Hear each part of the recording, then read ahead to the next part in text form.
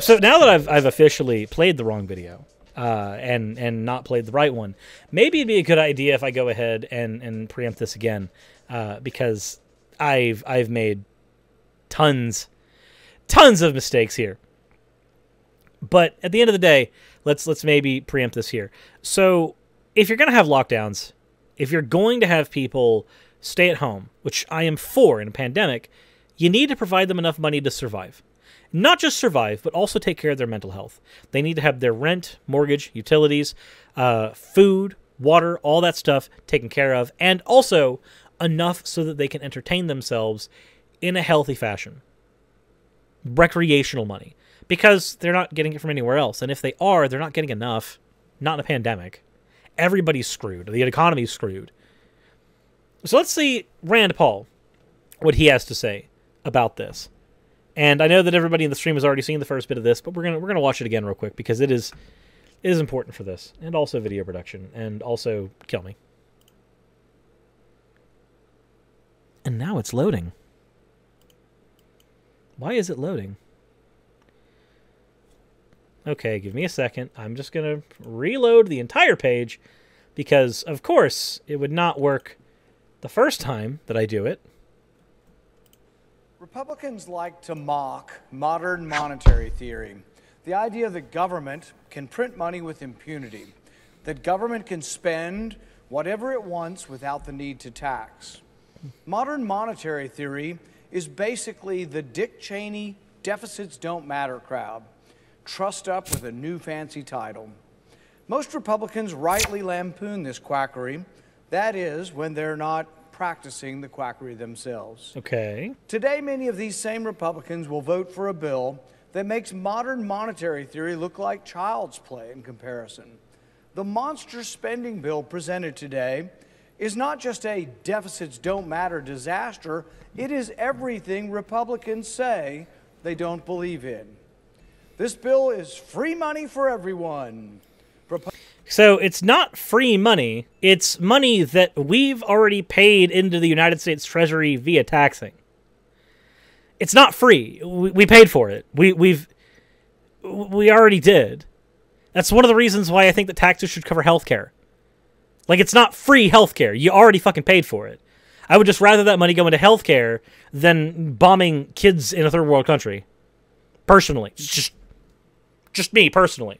I don't see how our healthcare should be tied to that, but, you know, taxation is what it is. It's not free money. It's not. And even if it were, if you're going to try to say, as somebody, let's see, what is Rand Paul worth? Just curious. Just curious. Of course, it's loading very, very slowly. So, as a guy whose salary is $398,000, or salary is $174,000 a year, net worth $398,000 a year, or $398,000. But as somebody who's going to say that the answer is not more money, when that money, let's see here. If I opened up a calculator and we took Rand Paul at his $174,000 a year, and then we accepted that if we were to have given $2,000 a month, right, to people, what would that have been? That would have been $24,000 a month. How many people, if the answer was not more money, Rand Paul, then how many people could we effectively sacrifice to create your salary? 7.25 people. So, Rand, I have a question. If the amount of money that you have is enough to take care of a single person, but you are arguing that that same amount of money that could be used to help a little over 7 people-ish, that's not good. That's bad. That's whacked economic theory. I just have to wonder, guys, really? At the end of the day, these are people making far less than you. And you're arguing that the crumbs that you're willing to give them, which is 7 times less than your salary, that it's not the answer to their problems. When you're making plenty of money, you should not respond to somebody else's needs with money won't fix it. There are many problems that money could fix, like my kitchen. But, you know. And that the dollar no longer has value. To so-called conservatives who are quick to identify the socialism of Democrats, if you vote for this spending monstrosity, you are no better. When you vote to pass out free money, you lose your soul and you abandon forever any semblance of moral or fiscal integrity. Voting on getting people financial aid during an economic and medical crisis makes you lose your soul. Apparently. Are you okay? Are the brain worms gnawing through your skull? Because that's what it seems like. Just... That's like saying that school lunches destroy the soul. Which, I guess PragerU has argued against, actually. So the next time you see Republicans in high moral dudgeon claiming and complaining about spending of Democrats and socialism, remind them. Remind them, if they supported this monstrous bill, that really the difference between the parties is less Adam Smith versus Marx and more Marx versus Engels. Okay, but even so, the Democratic Party isn't formed on the ideals of Marx. They're not. There isn't a Marx in the equation. Like, how does that work?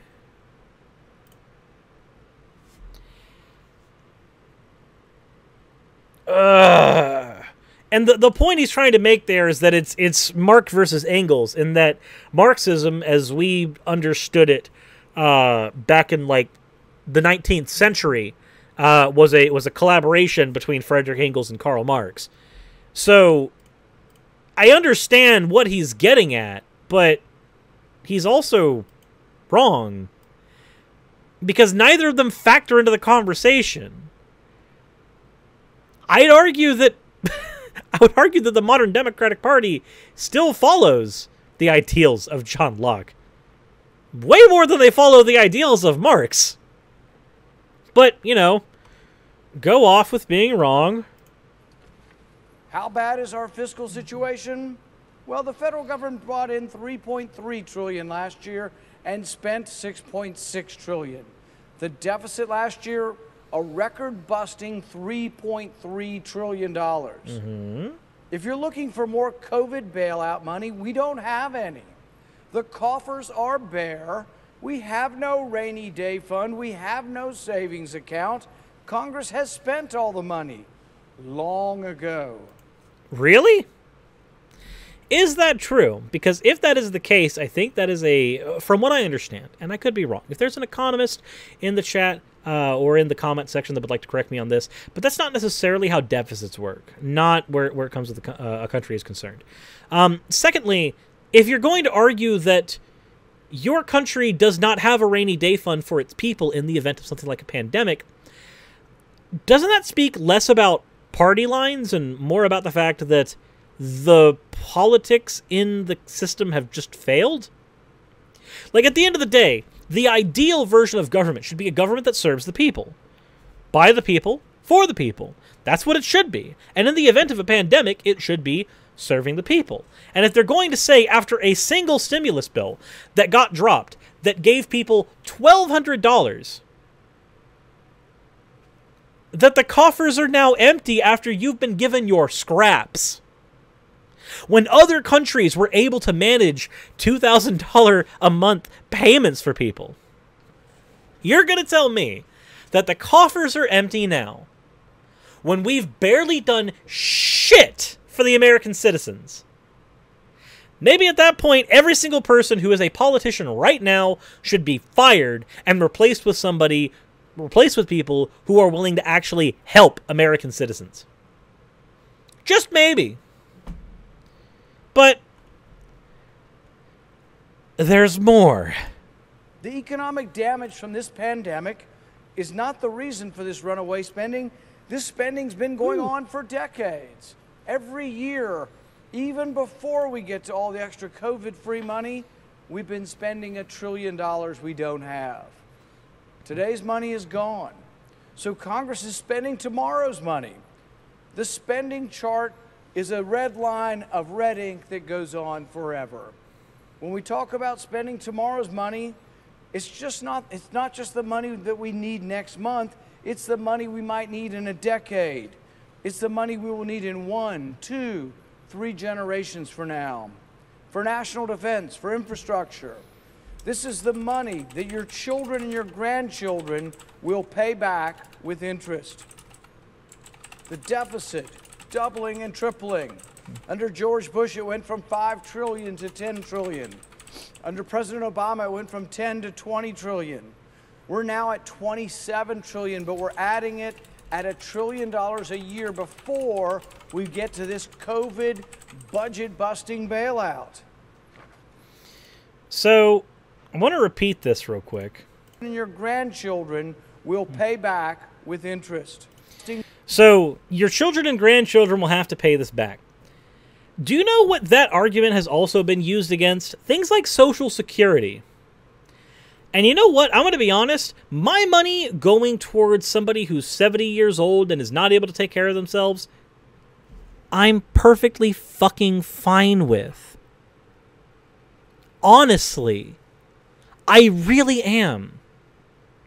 Because if at the end of the day, I'm going to get taxed at 12, 18, 25, whatever bracket percent, and that's not going to change, if that money goes to people who need it or needed it years ago in a pandemic, I don't fucking care. I don't. That money going to people who need it, who needs it, is more important than me sitting there hoarding it going like a fucking dragon. It is way more important for me that everyone receive aid and get help where they can, because I've been homeless before. I have been in situations where I did not receive ample aid, and I know what it felt like. I know how destructive it was. I know what it did to me going forward in my life. No one should have to deal with it. No one should have to go through with it. No one should have to suffer with it or anything, period. So why do people get so uppity about it? At the end of the day, if you're a poor person, right? Let me argue from exactly what I made when I was working at Walmart. And I'm still in poverty right now, but this is like the poorest I've been outside of straight up homelessness. When I was making minimum wage at Walmart, working 32 hours a week because they refused to give me more hours than that because that would have put me into full-time and therefore made me eligible for benefits, I received $440 every 2 weeks. And because of my tax bracket, 12% of that was taken away in taxes. 12%. So I made like $480, and it ended up being $440-ish, thereabouts. While that $40 would have been amazing, you know what would have also been amazing? Healthcare. All right, now let me show you what healthcare costs in the United States. If I want okay healthcare, not great, okay healthcare, the ACA didn't exist back then, and my employer refused to give me benefits. For me to have received healthcare at that age, I would have had to spend $400 a month on healthcare to receive something that at least had a reasonable deductible. Now wait a minute, hold on. Which would have been better for me? Losing $80 in that month and that money being spent on infrastructure, being spent on my healthcare, being spent on potential COVID relief later on down the road? or me having to drop $400 into it. Which one is better? Which one is better for you if you're poor? Now, if you're not good at math, you may respond like a goddamn idiot and end up saying that, oh, it's better that you kept your $40. It's better that you kept your $80. No, the fuck it's not. That money should, in a normative world, should go to take care of people. People that include me. But go ahead. Try to argue that future generations having to pay for it is such a big fucking problem. That's how things have existed in a taxation society for decades. Yes, the future generations end up having to pay for it. There's shit the future generations use that the previous generations paid for. It's just how this shit works. Bailout. Every tax-paying American already owes over $136,000, and they're staring at projections into the future that show no end. We are $27 trillion in debt today. How do we expect a child to have the economic opportunity when this crushing debt is their inheritance from Congress? So, would you like to know exactly how? Because the debt of the nation does not directly influence me as an individual. The debt of the nation, which they handle on their own and is its own economic factor, has no bearing on some little dumb fuck kid growing up in rural America. It doesn't. It didn't affect me then. It doesn't affect me now. It's your problem to solve. You chose the position of politician. You chose to do that. You chose to enter that fray. You chose to take on that job. It's your business to solve. Not mine. At the time, my job was to put candy on fucking shelves at Walmart. You guys want to argue about Locke versus Marx versus what the fuck ever, and at the end of the day, try to say, oh, we're all in this together when it's your fucking job. If you want to be an apologist for the division of labor at some point, maybe you should be fucking consistent and do it now. That'd be great. That'd be great. But go ahead. Continue. The numbers are mind-boggling. It's hard to conceive of what $1 billion is, much less $1 trillion. How big is $1 billion? Well, 1 billion seconds ago was 1988, and Reagan was president. 1 billion minutes ago, Jesus walked the shore of the Sea of Galilee. Debatably. 1 billion hours ago, man still lived in caves. But $1 billion ago was just 80 minutes ago. $1 billion ago, at the rate Congress spends money, was just 80 minutes ago. All of this should be setting off alarm bells. But the only alarm bells in Congress are sounding the alarm for more spending and more debt. No cuts, no offsets, no pay-fors, no prioritization. Just print it up. Print up more money and give it out to everybody because it's free money. Come and get yours. I don't know how many times I have to say that it's not free money. Aside from the fact that money is loaned to the government from the Federal Reserve, ignoring that concept, it is not free money if I have paid taxes and then through those taxes we are now engaged in the situation where my job was to pay money to you so that you can figure out where best to allocate that money and not line your goddamn pockets. That is not too difficult to comprehend. It's not. It's not free money if you paid taxes. I don't know how many times it has to be said, but apparently, without repetition, nothing gets through the skulls of people like this. Or, more likely, this is deliberate obfuscation. Well, the getting's good, but it leads to a mountain of debt. Spend all this money and leave the future to figure itself out. Yes, leave the people who willingly chose to go into a career where they would have to figure this shit out to figure it out. Just like you can use this type of argument against pooping, against taking a dump. You just take a dump into the sewage system and you just leave it to somebody else to figure out. Take personal responsibility for your shits. Bury it in your yard. Well, hold on. There are people who chose the career path that lets them go into the sewage system and declog those things, clean them, make sure that they are functional. Because we know what happens when we don't. The Black Plague in Europe was a direct result. The fact that Europe was or at least in the UK, there was a feces-filled everything because they didn't have proper sewage. Because they didn't have proper ways to take care of that yet. It's the same thing here. We have people who are designated to take care of our sewage systems so that I can take a dump in a toilet. There are people who are designated to figure out where taxes should best go so I can pay my taxes and let it be.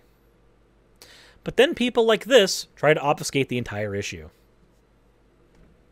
Completely and totally. And I'm sorry that we had to get into the shitty humor. I'm sorry that we had to talk about pooping for a little bit. But at the end of the day, and I know that the plague came from fleas and rats, and that's why I changed it from the plague strictly to the fact that there was a lot of disease there in general. The fact of the matter is, it is your job to figure this out. So figure it out.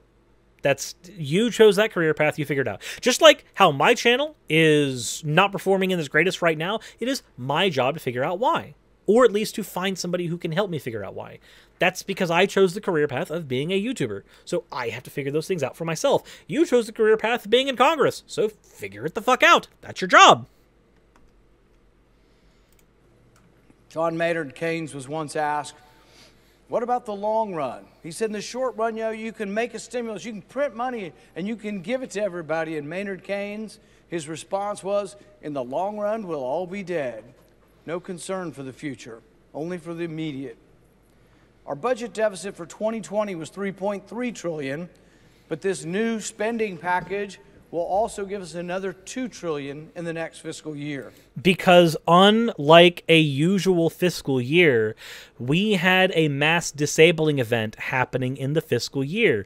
You guys are sitting here arguing about money and deficits when a mass disabling event is sweeping the nation. Over 300,000 dead. More had been infected and are dealing with long-term side effects. And you're busy arguing about how many fucking crumbs you should give to the United States populace. Why? Why is that the concern?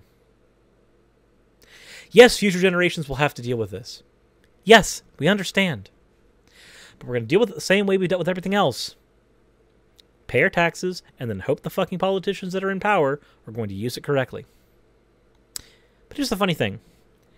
When they don't, as they so often don't, we do have a modicum of control over that. We do have a representative democracy. Now, while I would prefer us to have just different politicians altogether, you can elect politicians. You can change things. A little bit, incrementally. Not a whole lot, but it's not nothing. So hopefully you remember that when you're hearing stuff like this, when you're dealing with politicians in your local area, that you know, because you can look and see who voted on what bills, just so you know. There are Democrats who've been voting against the relief bills that have been going out right now, because of course there are. You can find this stuff out. It's public information. Punish these people. When they do not help you, they are no longer doing the proper job of a politician as a servant to the people. Get them out of office, make them find a job elsewhere. They chose this job. But like with any job, if they aren't performing it, maybe it's time to get somebody else.